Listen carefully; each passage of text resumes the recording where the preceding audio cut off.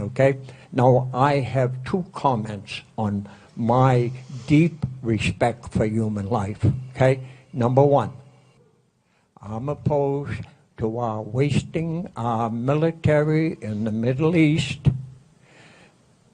on behalf of Zionist Israel.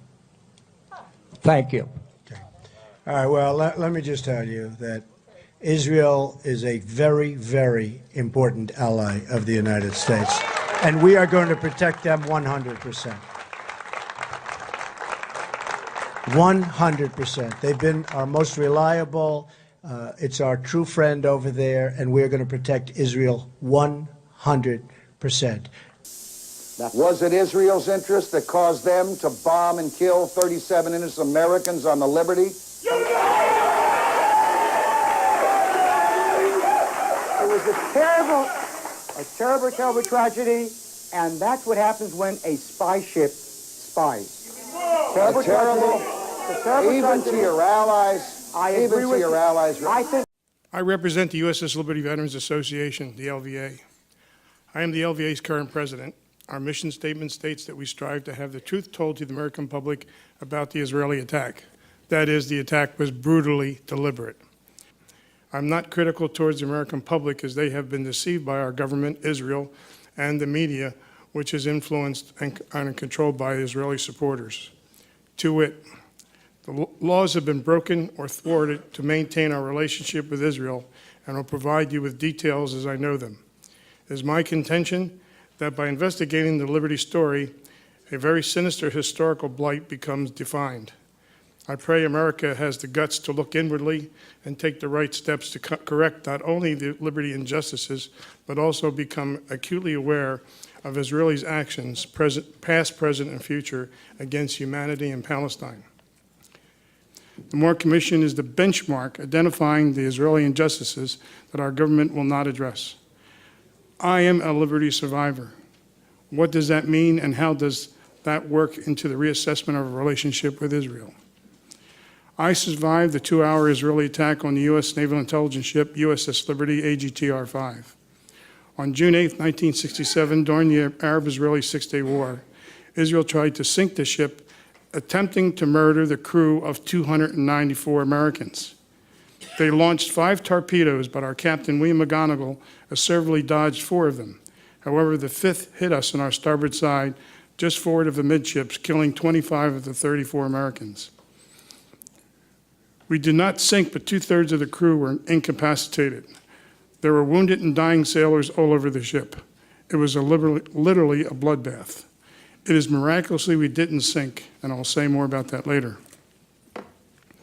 A little after 2 p.m., 3 Israeli unmarked fighter jets began strafing the ship with 20-millimeter cannon and rockets, killing the young sailors manning the 50-caliber machine guns.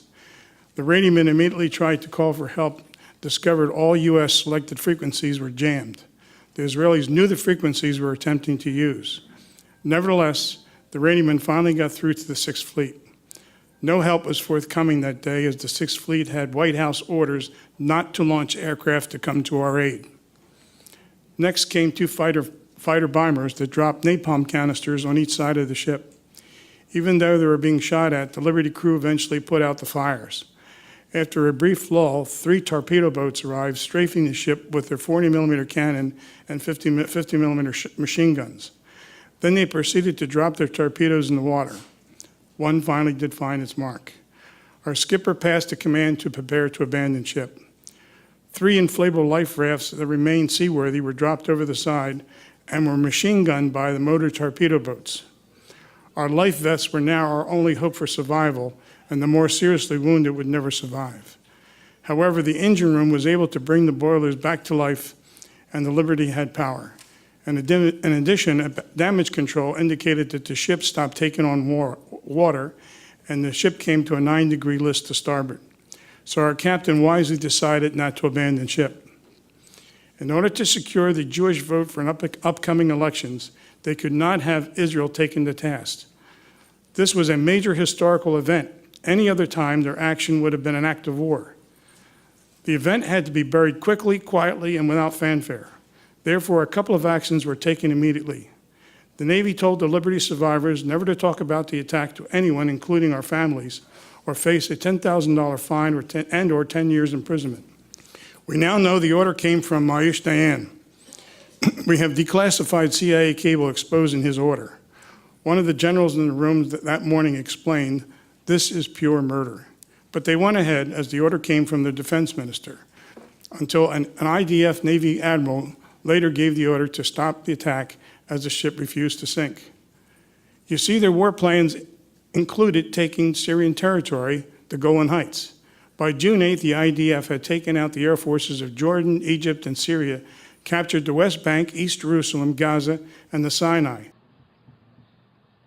Israel has a bright future at the UN.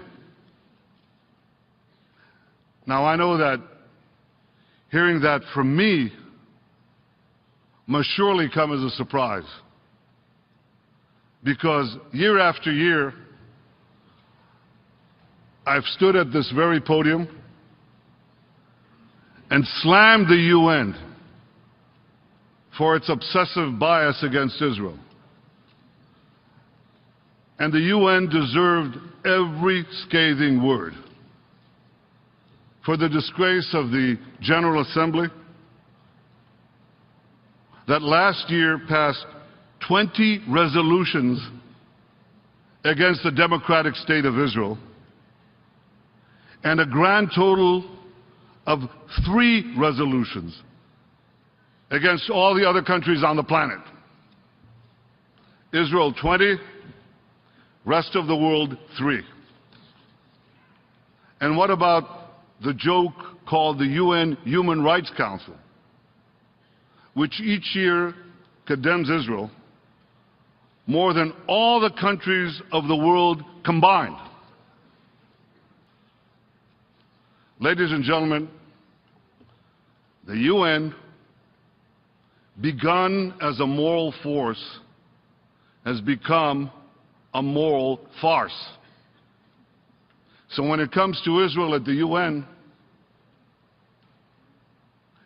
you'd probably think nothing will ever change, right? Well, think again. You see, everything will change, and a lot sooner than you think. Which brings me to my next point: the utter weakness and incompetence of the United Nations.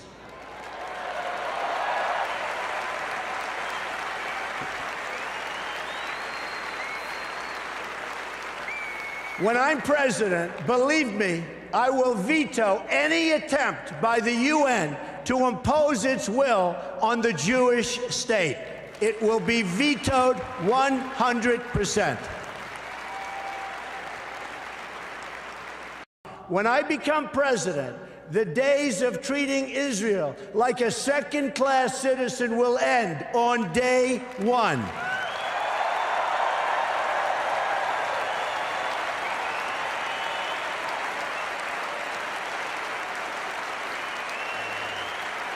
Thank you.